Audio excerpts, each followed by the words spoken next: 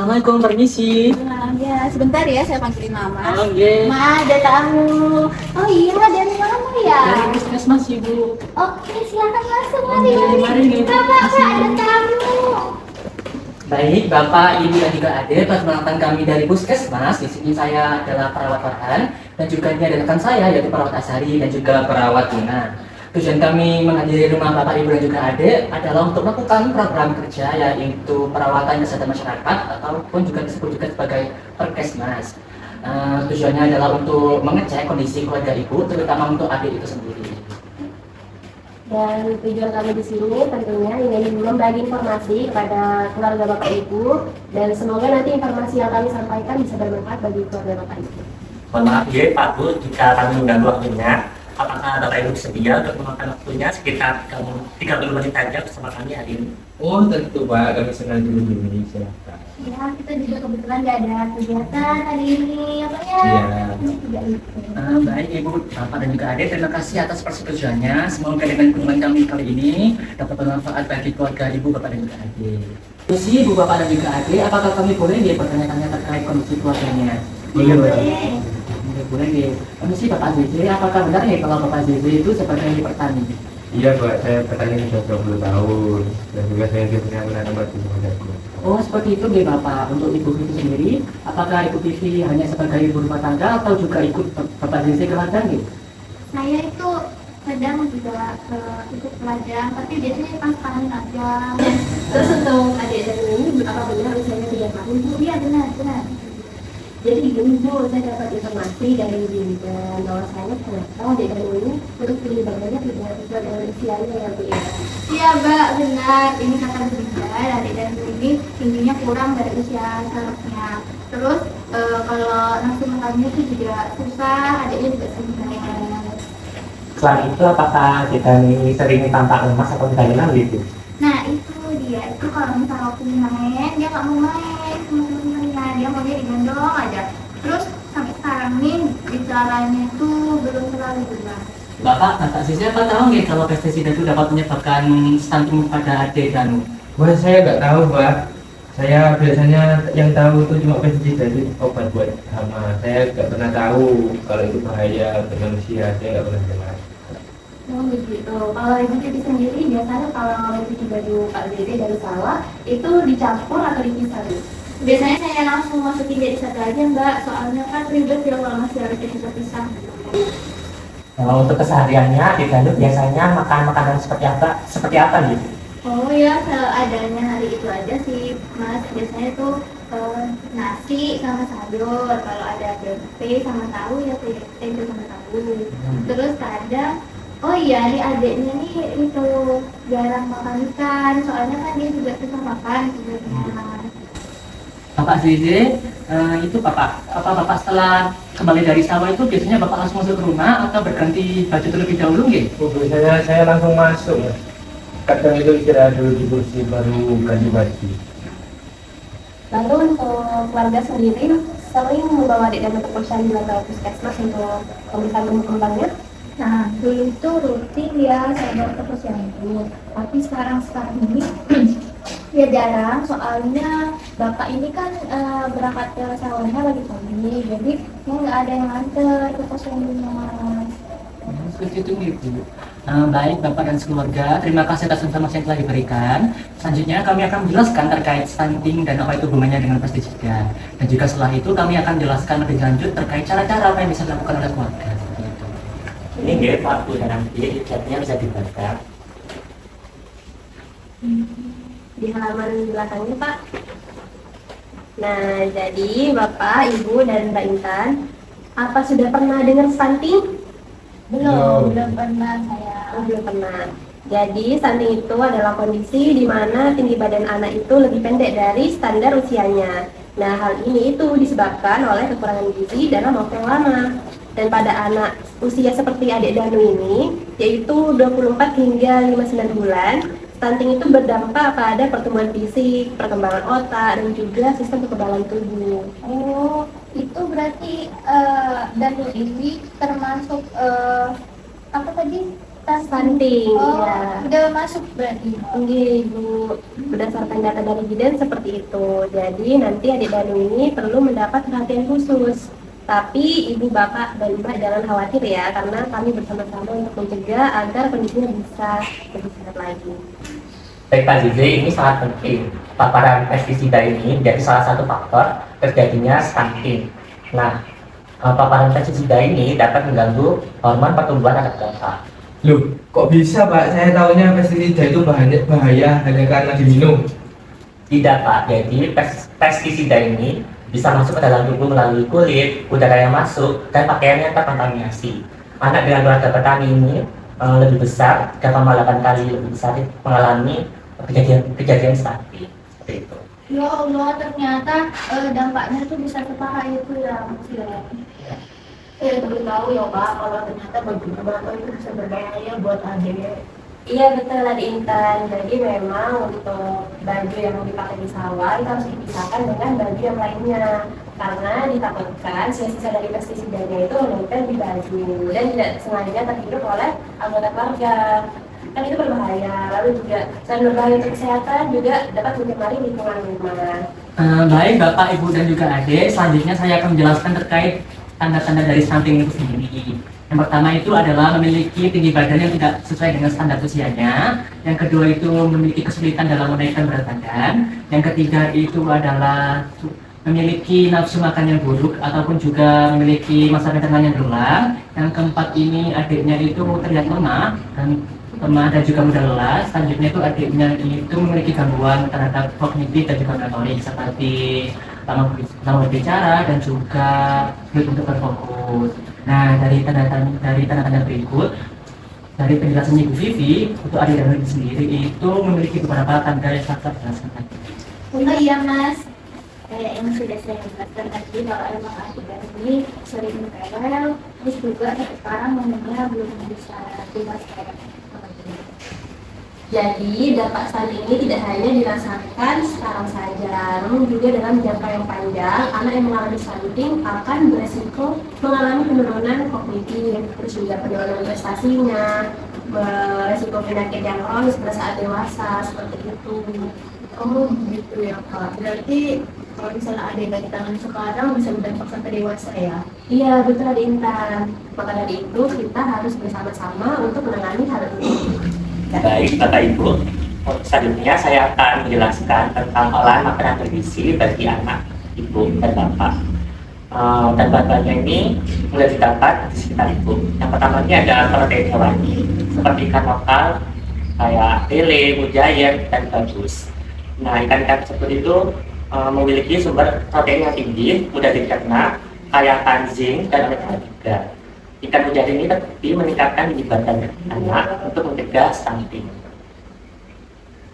oh iya, kita kan di belakang rumah ada empang ikan mujair nggak sih Pak? Nah, bagus sekali tuh Pak Bu. Nah, yang kedua ini ada protein nabati, ada tempe dan tahu yang kaya akan protein, serat, dan isoflavon yang terbukti meningkatkan daya terima makanan anak dan mendukung kenaikan berat badan balita gizi yang kurang. Nah, Ibu Bapak, selanjutnya ada karbohidrat lokal. Ibu Bapak itu bisa menggunakan jagung dan juga labu kuning. Dikarenakan itu labu kuning ini bisa sebagai selain jadi karbohidrat, itu labu kuning juga bisa sebagai vitamin A. Dan juga labu kuning ini bisa dimanfaatkan jadi berbagai macam variasi menu dan variasi bergizi bumi. Nah, itu untuk sayuran bergizinya itu Ibu Bapak bisa menggunakan sayur seperti bayam dan juga kelor. Dikarenakan bayam itu kaya akan zat besi dan juga kaliumnya juga.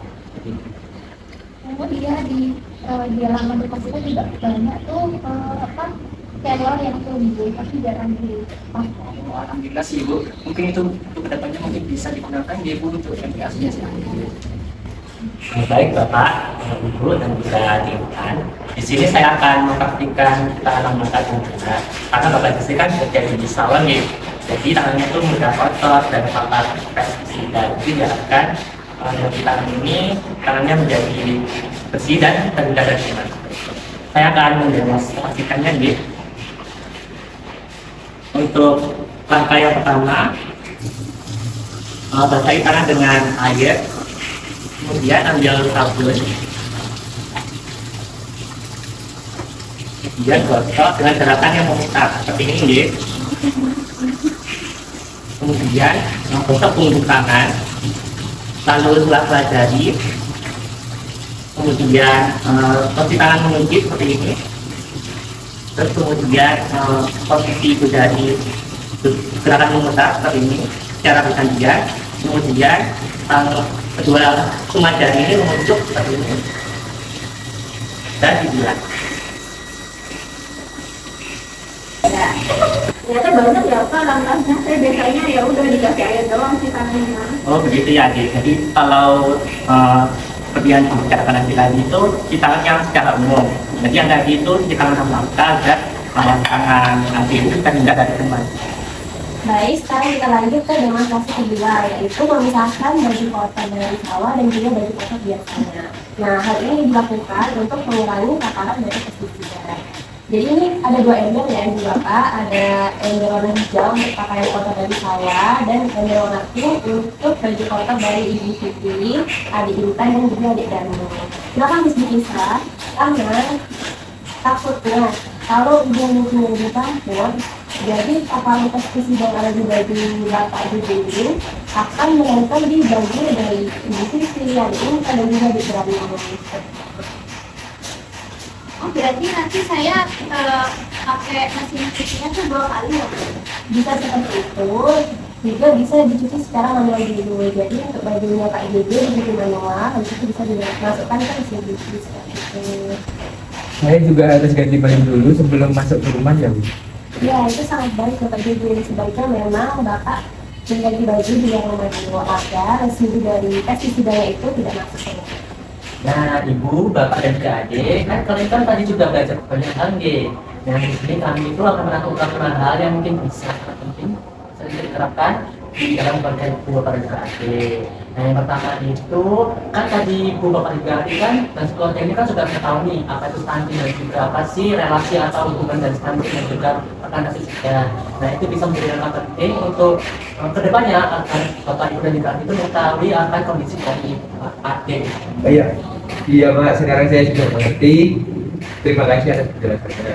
Nah, selanjutnya adalah komitmen dari keluarga Ibu terkait pemisahan dan pemilahan dari pakaian yang telah dipakai habis dari sawah dan juga pakaian sehari-hari. Selanjutnya itu juga ada melakukan cuci tangan 6 langkah, baik sebelum dan sesudah di kebun, dan juga dimohon untuk secara rutin itu untuk ada jaminan ini di bawah keputusan Ibu. Oh iya Mas, insya Allah Lalu selanjutnya mungkin Ibu bisa mulai memasak makanan bergizi ya Bu ya, dengan makanan lokal seperti ikan jahe kukus, terus tumis daun kelor, sayur bayam, labu kuning, tempe, dan tahu. Jadi dari ini memang perlu diberi asupan makanan yang bergizi. insya Allah saya nanti akan coba saran dari Indah, karena ternyata bahan-bahan yang tadi disebutkan itu banyak ditemukan di rumah. Kemudian Bapak dan Ibu bisa membuat tempat area ganti baju seperti di teras atau di pintu belakang rumah untuk tempat ganti baju Bapak sendiri ketika pulang dari ladang. Ibu juga bisa sediakan 2 ember untuk memisahkan pakaian Pak Susi yang dari ladang tersebut. Kemudian Adik Danu kalau boleh jangan bermain di area penyimpanan pestisida. Siapa itu bisa dilakukan oleh Bapak? Nah, Ibu, sekali lagi guys, saya ingatkan untuk bahwasanya untuk membawa Adik Danu ini ke puskesmas atau ke posyandu Ibu, dan ingatkan untuk melakukan pengecekan tumbuh kembang dengan Adik Danu ini. Dan juga bila mana Ibu itu mengalami permasalahan terkait transportasi dan lain-lain, itu bisa berkoordinasi dengan ketua RT setempat. Iya Mas, nanti insya Allah tadi Nanti kalau misalnya mama nggak bisa, biar saya aja yang bawa. Hebat sekali Adik. Sebelum kami meninggalkan rumah Ibu, Bapak, dan juga Adik, di sini kan kami untuk bertanya terkait materi yang kalau kita bahas tadi. Nah, yang pertama itu kepada Bapak JJ nih Pak. Pak JJ, apa sih yang Bapak ketahui tentang stunting itu sendiri dan juga hubungannya dengan pestisida? Stunting itu sendiri adalah kondisi di mana tinggi anak tidak sesuai dengan usianya, dikarenakan kekurangan gizi dari waktu yang lama. Nah, pestisida yang saya gunakan itu bisa menyebabkan stunting, bisa dari terpapar melalui pakaian ataupun melalui rumah. Bagus sekali Pak jawabannya, luar biasa. Nah, kalau dari Ibu sendiri bisa dijelaskan kembali yang kami sampaikan, kira-kira menu apa saja yang bisa dibuatkan untuk adik baru? Nah, tadi tuh banyak menu yang bisa dijelaskan. Misalnya itu ada ikan mujair, tahu tempe, terus ayam, daun kelor, lap kuning sama hati ayam ya. Nah, betul sekali Ibu. Jadi dari bahan yang disebutkan tadi, mudah untuk dicari dan didapatkan ya Ibu. Baik, sekarang Adik Intan bisa mempraktekkan ciptaan langkah yang sudah kita demonstrasikan tadi, Bu. Oke, jadi itu yang pertama kan tangannya dibasahin, terus dikasih sabun, habis itu digosok-gosok telapak tangannya, setelah itu punggung tangannya, habis itu di sela-sela jarinya ya. Setelah itu gerakan mengunci kayak gini, terus jempolnya, habis itu di ujung jarinya digosok di telapak tangan. Nah, betul sekali Adik Intan. Nanti bisa diajarkan kepada Bapak Ibu, Bu. Oke. Baik, Ibu, Pak, dan juga adik, saya tanya nih terkait komitmen kalian setelah kamu berkunjung ke rumah kalian ini bagaimana nih? Saya akan selalu ganti baju setiap sebelum masuk rumah, dan saya akan memisahkan pakaian sawah saya, dan saya akan cuci tangan 6 langkah setiap kali pulang ke rumah. Kalau saya nanti akan mulai masak makanan Indonesia buat adik kamu. Serta itu rutin bawa adik kamu ke posyandu. Kalau saya nanti bantu mama masak, terus ngingatin bapak kalau pulang itu dari sawah kita dulu. Wah, luar biasa di keluarga ini adalah bentuk kemandirian yang kami harapkan, di mana sesuai dengan tujuan kami yaitu perawatan kesehatan masyarakat, di mana keluarga ini dapat mengenali masalah, mengambil keputusan yang tepat, dan juga melakukan perawatan diri, serta dapat memodifikasi lingkungan, dan yang terakhir itu dapat memanfaatkan fasilitas kesehatan yang tersedia. Baik, selanjutnya kami akan berkunjung lagi 2 minggu lagi untuk memantau perkembangan dari adik Danu dan juga memastikan bahwa praktik yang tadi kami lakukan bersama masih dilakukan di rumah ini. Selanjutnya nanti kalau ada pertanyaan, keluarga bisa lagi ke puskesmas atau menghubungi nomor yang ada di dekat ini ya Bu ya. Dan juga kami menyarankan untuk Bapak Zizik selalu menggunakan kartu diri ketika berada di sawah seperti masker, sarung tangan, atau baju pelindung. Baik Pak, mulai sekarang saya akan memakai alat ini. Ibu, Bapak, dan juga adik, terima kasih nggih atas waktu yang telah diberikan kepada kami dan juga atas keterbukaan Ibu kepada kami terkait kondisi adiknya juga, dan kami juga sangat mengapresiasi terkait usaha Ibu dan juga Bapak untuk meningkatkan kesehatan dari adik kami. Dan Pak Zizik jangan lupa untuk selalu mengganti baju setelah pulang dari ladang, karena bagi ini berdampak besar bagi kesehatan adik. Ya, terima kasih saya sampaikan ke Mas dan Mbak yang sudah hadir pada hari ini. Kami, saya dan keluarga jadi dapat banyak ilmu dari kalian, dan insya Allah setelah ini akan kami amalkan apa yang sudah kalian berikan. Terima kasih banyak. Kami sangat terbantu atas dukungan. Nah, yang baik sama-sama Ibu, Bapak, dan juga keluarga. Kami pamit undur diri nggih. Wassalamualaikum warahmatullahi wabarakatuh. Waalaikumsalam warahmatullahi wabarakatuh. Terima kasih Bu. Terima kasih banyak ya. Mari adik nggih. Dadah. lawan Al Yaure